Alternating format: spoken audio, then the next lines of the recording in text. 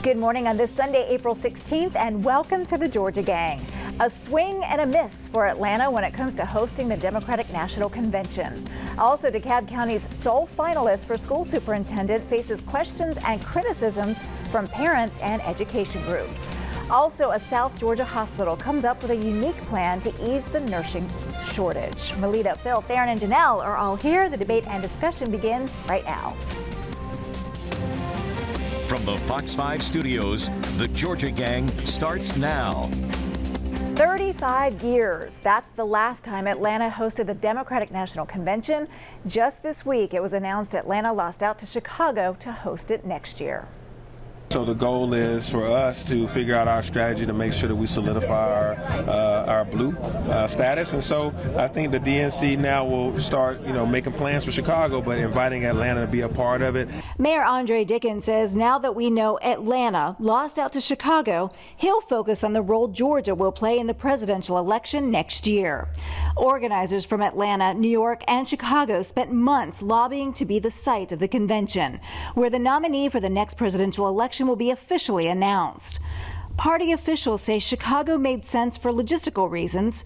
Atlanta's mayor says donors played a part in the convention decision. Some of the things that we've heard was Atlanta was going to be fantastic for the way our city is laid out, that you can walk to the convention center and in close proximity to all the hotel rooms. And Atlanta has the culture that they wanted in terms of this feel that the South would come to Atlanta, Alabama, North Carolina, etc., South Carolina. But the thing that also Illinois had was a lot of cash coming from the governor, who has already expressly said, I will write this check. The DNC will not have any worry about the expenses coming back on their balance sheets.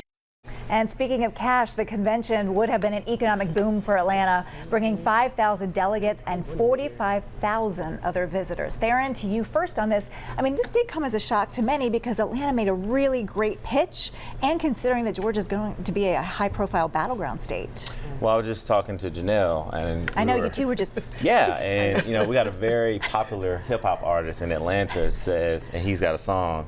His name is T.I., Clifford Harris. It says, if it's not about the money, then what is it really about? So at the end of the day, there you go. If it ain't about the money. I was trying to be grammatically correct. All right, if it ain't about the money. But no, Lori, it came down to a few things. First of all, let's start with the positive.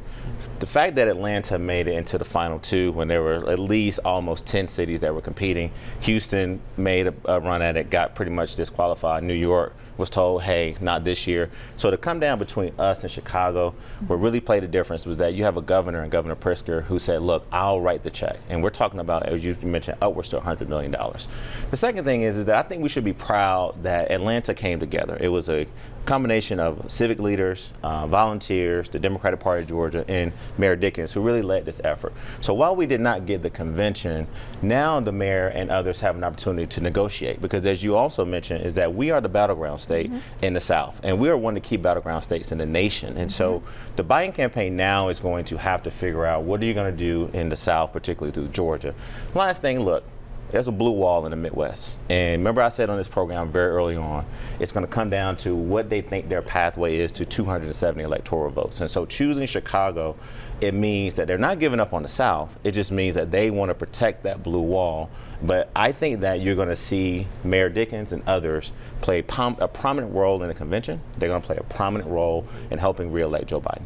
Phil, as a Republican, you actually wanted the Democratic National Convention here in Atlanta. That's right. We are a swing state, and I wanted to see the contrast between the Republican message and how Brian Kemp and the Republican legislature kept the state open, and we did this and that, and then you've got inflation, and then you've got the Biden unpopularity that could be spotlighted.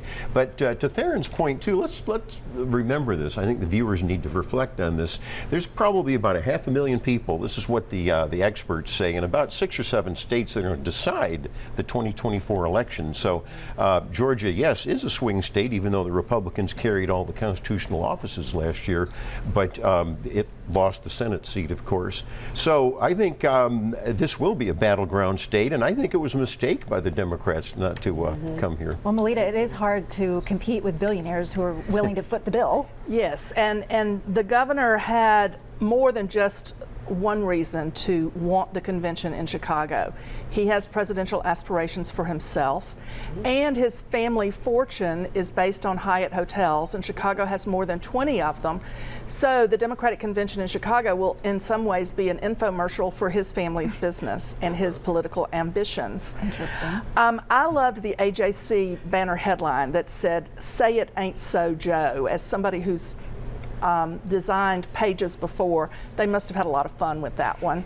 But the other thing is that having the convention in Atlanta would have almost reinforced some of the Republican policies in Georgia that are in contrast to Democratic policies, such as the 6-week abortion ban, the refusal to expand Medicaid, the access to guns via constitutional carry, and the right to work laws, which give Atlanta only 2 convention hotels when Chicago is full of them. And Janelle, talk about that. I mean, the labor issue is a big one, especially for Democrats. Oh yeah, absolutely. I mean, like Phil, I wanted it to be here as well. I mean, I want as much political attention on this state as we possibly can get. The reason why is because, for one, we're obviously on the show, and then 2, I think it causes people to become more politically active and more politically involved. I like hearing it. I want the debate. I want to have those discussions, and I do think that it was a bad move. Georgia is a swing state now. We are leading when it comes to politics in general, and the businesses. I wanted our small businesses to be able to get that, and again address the labor shortage. I mean, it was so many things, but you know, maybe another time. Well, the AJC reports former Atlanta Mayor Keisha Lance Bottoms is a finalist to co-chair President Biden's re-election campaign. This is a very high-profile position. Theron, you've worked on the Obama campaign. I mean, tell us what this entails and her chances. Yeah, I mean, look, Mayor Bottoms has, let's just remind our viewers, I mean, she served 1 term as mayor, but during that 1 term as mayor, she was the first prominent mayor in the country to endorse Joe Biden's bid for president. I mean, the first. I mean, at a time, we may remember in the first debate, there were a lot of allegations about the former, at the time, U.S. Senator and then Vice President, now President, about some alleged, engagements inappropriately with women. And so she even doubled down on support when he was going through that tough time. But if she's chosen to be the co-chair of this re-election campaign, it goes back to what I said earlier, Lori. I mean, Georgia is going to be in play. And I have to say this. And if I was talking to President Biden right now, I just would remind him that we delivered the state of Georgia to you in your re-election bid. But not even that, we delivered 2 U.S. Senate seats to you in January 5th of 2021. And we sent Senator Warnock back to the Senate. And so Georgia has played a pivotal role, not only in electing good Democrats to go to Washington, but as leader Hakeem Jeffries, who's the minority leader of the Democratic caucus, said when he was in Atlanta this week, is that Georgia not only saved, the presidential bid for President Biden, but we also, I think, changed the fabric of this state and this country by sending Democrats to Washington, because we all remember that horrific day of what happened on January 6th. Well, hands are going up on this one. Phil. I hope she gets it, because there's a lot of smart and intelligent, politically savvy Democrats that could get that position, but I don't want those people in that position. I want Keisha Lance Bottoms. You remember when she was mayor, most of the Democrats on city council, she would never return their phone calls. Where was she? She broke the police department. She ruined police morale. She has a terrible record. I think she might have been even a worse mayor than Kasim Reed, and you know how critical I was of Reed. So, I hope she screws up the Democratic Party in that position and gets the job. Well, let's get Melita's take on this, and then Janelle. Well, Keisha Lance Bottoms is a very smart woman. She's an experienced attorney, and she is very eloquent and sincere in her support of Joe Biden. And she will be a great draw in the largest voting bloc of the Democratic Party, Black women. They like her. They love those recipes she posts around Thanksgiving. They love, the older Black women love that she has such a great relationship with her mother. And then this position will give her the opportunity to be with her children, which is very important to her.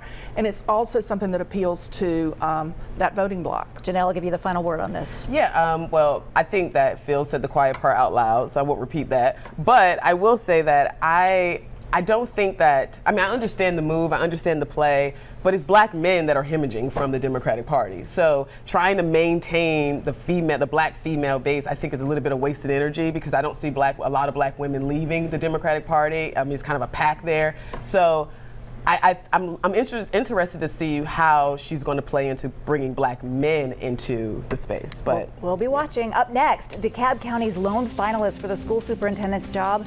Answers to critics and parents. We'll discuss straight ahead.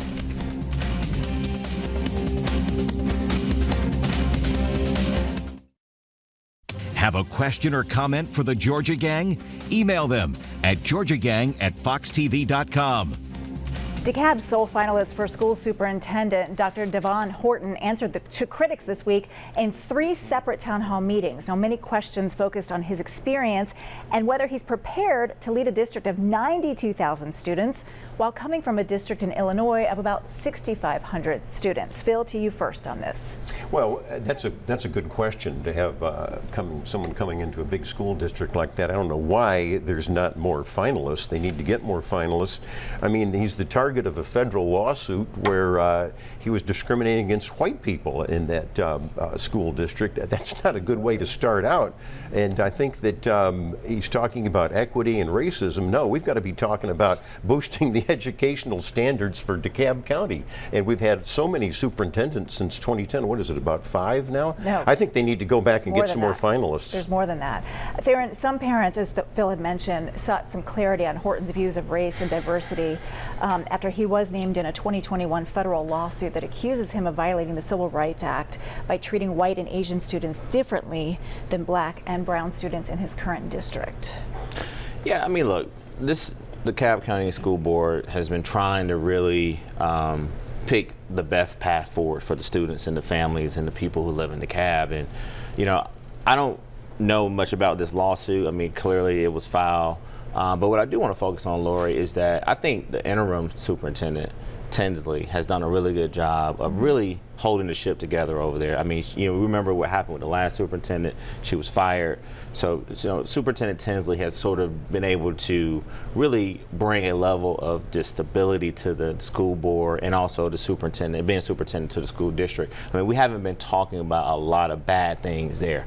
However, when you put up this finalist, and let's not let our viewers forget, correct me if I'm wrong, I think there were 3 people who were on the board who voted for Superintendent Tinsley to get the job, but because this gentleman received 4 votes, he became the sole finalist. And so I applaud him for answering the questions. I applaud him for having the public input. But DeKalb County citizens have the right to make sure that this gentleman is properly vetted and make sure that all the accusations, all the things they have concerns about are addressed. Well, Janelle, in these town hall meetings, there were some pre-scripted questions for him, but I was glad to see that he just took general questions from the audience. I mean, there were so many parents there that were concerned, and they opened it up, and he did take them. Yeah, I mean, I would hope he would answer questions, but I will say this. So the Georgia Public Policy, they shared some data that came out of the House Select Subcommittee of the coronavirus pandemic, and it said that in every state, academic proficiency has declined, and an average of 40% of 8th graders in public school are performing below the basic level in math.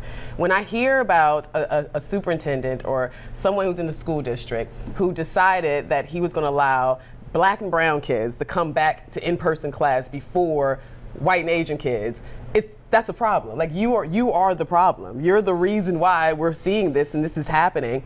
And so beyond socialism, Marxism, and all that stuff that we talk about, hypocrisy to me is the biggest issue. You can't preach equality. You can't preach equity, even though I don't think equity will ever be achievable. But you can't preach these things and then create separation.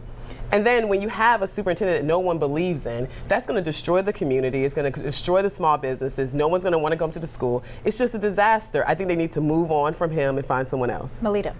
Well, there are more red flags for him than there are on a football field when their teams are going on a clear the bench brawl. I mean, there are just red flags everywhere with him. And it's interesting that the Georgia Federation of Teachers and No Left Turn in Education have both come out opposing his being the finalist, and Theron made a great point that the interim superintendent has done a great job and deserved better consideration than she received. The other thing that was interesting to me was that his tenure in this small school system was so controversial that he received a lot of threats and then had a $500,000 a year security bill for his around-the-clock protection. That's another red flag to me. All right, moving on to the police training facility where the DeKalb Zoning Board denied the appeal to stop the development. Melita, back to you. I guess there were really no surprises here. No, and the process that has been used for approving this police training facility is part of what has made it so controversial. But no, I mean, the powers that be in the corporate community, in the political community, they have their heels dug in and they are hell-bent on having this police training facility where they have selected it. Phil, Fox 5's Morris Diggs reports that the site will continue to receive on-duty police coverage for at least 90 more days. Atlanta City Council member Antonio Lewis says, and I'm quoting here, he'll work his butt off to have Zone 3 officers removed from the DeKalb County construction site. I mean, this is a tough issue because of the violence we've seen at the construction site, but then again, all districts need their officers at full strength. Well, if you look at on the internet, you can see these left-wing websites, you can see the Antifa websites, you can even European left-wing websites. They're saying Atlanta and this police facility is item number one for us to stop. And so it's the chief, Darren Shearbaum, have said, the Atlanta police chief, it's a nationwide effort and even extends into Europe. So I think the 90-day deal where you have the officers there, I think the state is going to be involved, the GBI, the state police. Yes, we don't need a third destruction over there. We don't need anyone hurt or killed. And so I think this is smart. Theron, I assume that we'll see more than 90 days for security purposes here. Yeah, I mean, Councilman Lewis has a point. I mean, I think, to also paraphrase, he's like, look, let's make sure we keep these officers on the streets, continuing to try to lower the crime in the city. And so, but also I see the point of view, like, you want to have officers there because the contractors who are trying to move to the next phase, they want to feel protected. But I don't want to, Melita made a good point. This decision to basically deny the appeal, and this zoning review board in DeKalb County looked at this very carefully, and I think that it was the next phase we talked about when DeKalb County finally issued the land disturbance permit, so for them to be able to continue to expand the creation of this training facility was a big deal. And so look, the mayor has quadrupled down on this. I mean, there have been people calling him to change locations, but he's been pretty defiant, and I just want to compliment him, and I also want the Atlanta Police Foundation to step up a little bit more too, because the mayor alone and the DeKalb County CEO and GBI, they play a role in this as well. I mean, they were the people who raised the money, who really came to the mayor, the former mayor, about this idea. So I really want to call on them to make sure that they're doing everything they can to protect the people that are trying to build this training facility, because as Phil mentioned, I think they are. Well, I don't know why you say that. They've been very active in calling community leaders. And they need to be more present. And I think that the people who are getting attacked is the mayor. For a while it was on DeKalb, and now it's kind of shifting back to the mayor. So I think that multi-jurisdictional approach that I keep talking about, I think the foundation needs to play a bigger role. Okay, we'll leave it there. Up next, more problems plague the Fulton County Jail after the family of an inmate says he was eaten alive by bugs in the facility.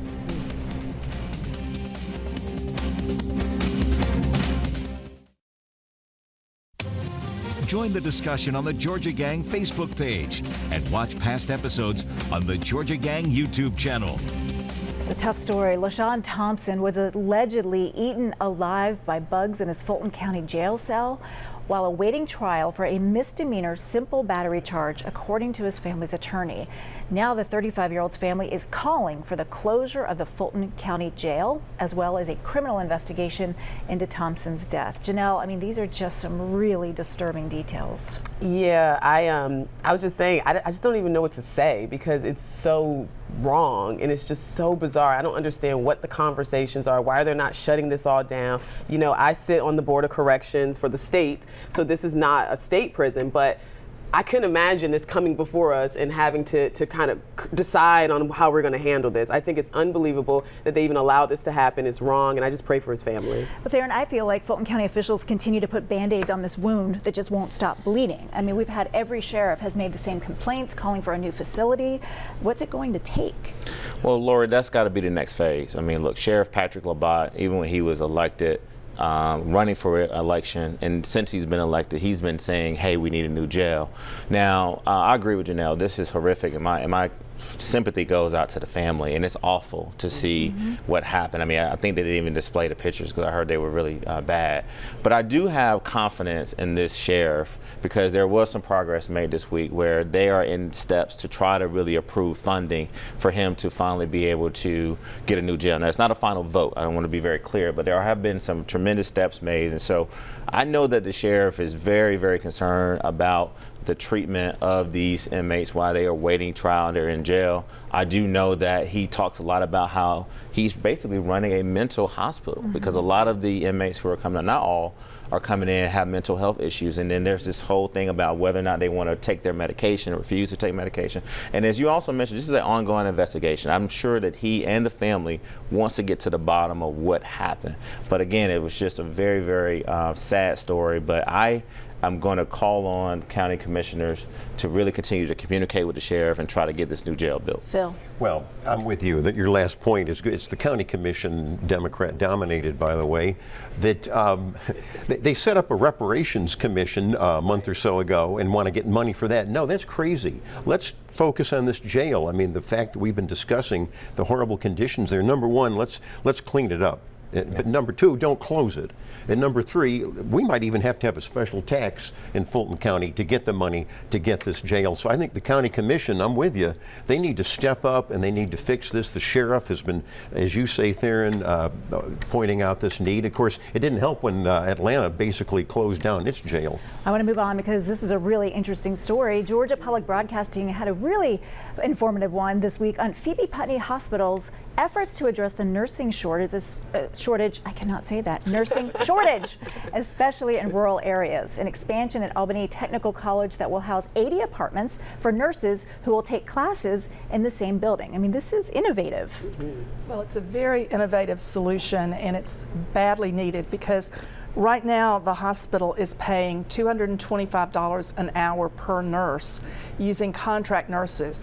And what this program will do is train them at home, give them a place to live, and keep them in the community so that the nurses in the community will fill those jobs instead of contract nurses brought in from out of town at a much higher rate. So it's cost effective and it's an innovative solution. And Janelle, it's really getting also at this rural, shortage of healthcare workers. Yeah, so what I loved about this too is that, in order to bring in young moms, you're bringing in young families, right? And not just young moms, I know there are male nurses as well, but young families in general. I think that this allows them to kind of think about it holistically, right? I mean, when you have young families, you got to have childcare, you got to have activities, things to do. And by building this, not only are you now going to have this opportunity to have this direct contact, and I know they have a really cool lab there too that I was reading about, and not only will you be able to have that, but now you'll give businesses opportunities to come in and kind of create a community around this location. So this is good. Kudos to them, and I'm happy to see this in rural Georgia. Theron? The one thing, and I'm kind of going through this personally right now, my family, is that these nurses are so important, the men and women, who really are there, particularly when people have to go through sort of a life-changing event, whether it's surgery or somebody who's fell ill and they're trying to recover. And so I just talked to so many people who are literally saying, hey, we're trying to not only find good nurses, but we want to retain them. And they go through a lot of proper training. And I have some friends who work at Grady, and they just share the stories with me when people come in that they really pride themselves off of saving lives. And so it's really, shout out to this county and this area for really trying to figure out a way to provide the proper housing, to make sure they retain the nurses and make sure that they feel supported. I mean, a lot of these nurses, Laura, as you know, they work 12 and 15-hour shifts in the hospital. But also, let's not forget about the nurses who are at home with people while they're recovering, these home nurses who go in. And so I just would think that this is innovative, and I think you'll see a lot of other areas follow suit. That's a big shout out to Phoebe Putney. All right, stay tuned for winners and losers.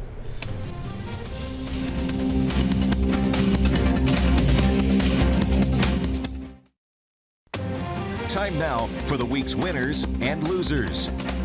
We'll start with you. All right, my first winner is Commissioner Felicia Warner. She gave me some information that I thought was really cool. So apparently there is the Georgia Boys and Girls Club Youth of the Year came out of Clayton County. Eliza Dennis, and I'm so excited about that. Lastly, I want to give a shout out to some viewers that I met that I said I would shout out. Dorothy Hape in Cobb County, Deborah Marshall and Chris Brown said that y'all were supposed to shout them out, but you didn't. So I got them.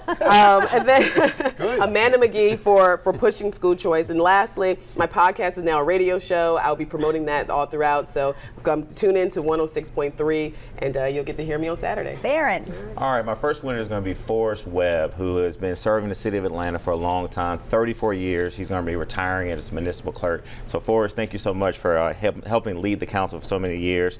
Also, a little bit of a sad news is Karen Lone Banks passed away this week. She was the first African-American woman elected to the Atlanta City Council, has mentored so many city leaders. Also, she's a proud graduate of Clark College. And also, I want to make Monica Simpson, the executive director of the Georgia-based reproductive justice organization called Sister Song, has been named Time Magazine's list 100 most influential people in 2023. All right, thank you. Quickly, Melita. The other person on that Time 100 list is Deborah Lipstadt, the longtime Emory professor and Holocaust historian who currently serves as the United States Special Envoy for monitoring and combating anti-Semitism. And the other community loss, I agree about Carolyn Long Banks, was Oz Nelson, the CEO of UPS, who brought UPS to town and has been very, very involved in the community. All right, Phil, I got 25 seconds. I agree with you on Oz Nelson, the winner. I do have a loser, though, and that's the Georgia Public Broadcasting. I was looking at the budget and some of the budget cuts, and they got cut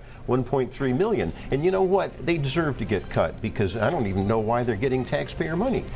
It's a competition to other media outlets. They're losers. All right, we'll leave it there. Thanks, everybody. We will see you again next week. Bye-bye.